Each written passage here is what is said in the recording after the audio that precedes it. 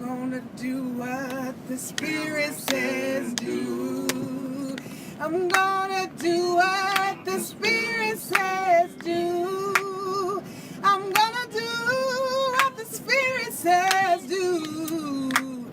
I'm gonna keep on walking, keep on talking, marching on to freedom land. When I was asked if I would like to go to Selma for the 50th anniversary of Bloody Sunday, I had no idea how special this pilgrimage I went on was.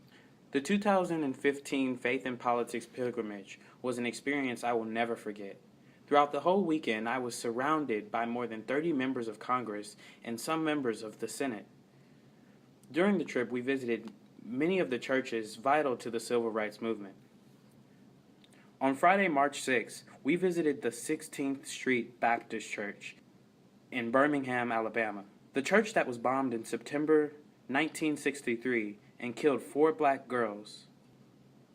On Saturday, we visited the Brown AME Church, the church that was the starting point for the Montgomery to Selma marches in 1965 and the meeting place and offices for the Southern Christian Leadership Conferences during the Selma movement.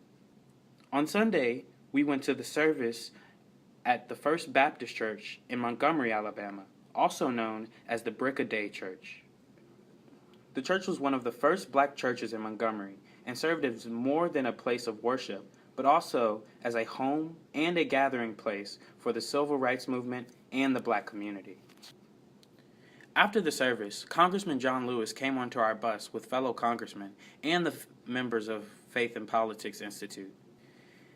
He told us some brief history about the church and the Greyhound bus sit-ins that were nearby. And I got to ask him some questions about his experience with music and the civil rights movement.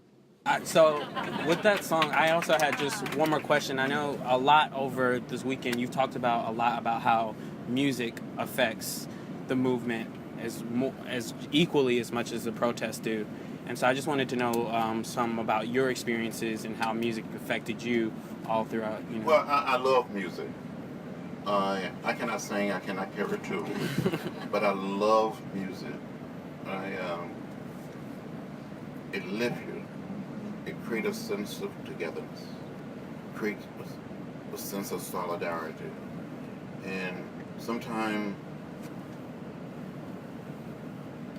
when you've been arrested or beaten and someone just starts singing,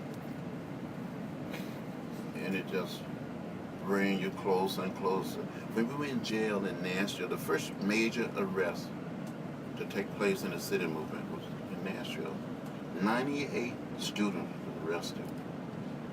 They were from Fisk University, Vanderbilt University, Peabody College, Tennessee State, Mahara Medical College, and American Baptist Theological Seminary. We sang, we prayed. I know some of you know I'm sure Doug would know it, and some of you probably know how to sing it. The song we were singing sometime, Amen, Amen, and people would improvise and said, John Lewis said Amen, and said Martin Luther King Jr., and they just keep, and they would just sing, and when someone get arrested and go to jail, they would sing, with a circle be broken, right?